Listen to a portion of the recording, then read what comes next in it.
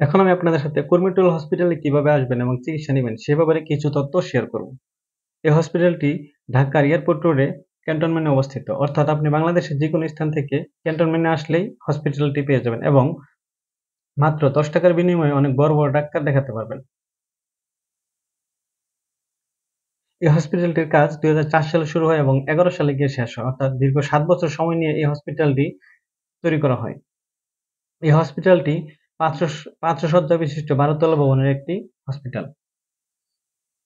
এই হসপিটালটির সবচেয়ে ভালো একটি দিক হলো আপনার অন্য হসপিটালে আপনার একেক ছাদের নিচে গিয়ে আপনার একেক সেবা নিতে হয়। কিন্তু এই হসপিটালে আসলে আপনি এক ছাদের নিচে সবগুলো সেবা পেয়ে যাবেন।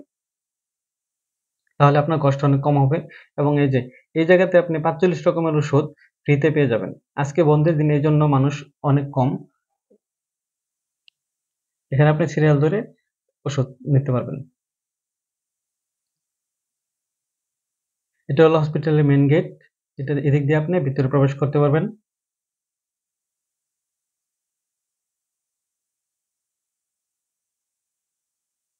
এখানে হলো আপনার পরীক্ষা-নিরীক্ষার জন্য টাকা জমা নেওয়া হয়।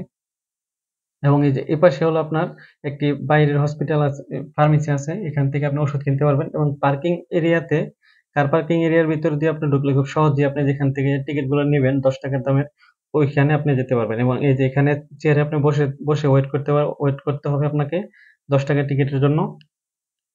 দেখুন এই হসপিটালটি আসলেই অনেক সুন্দর।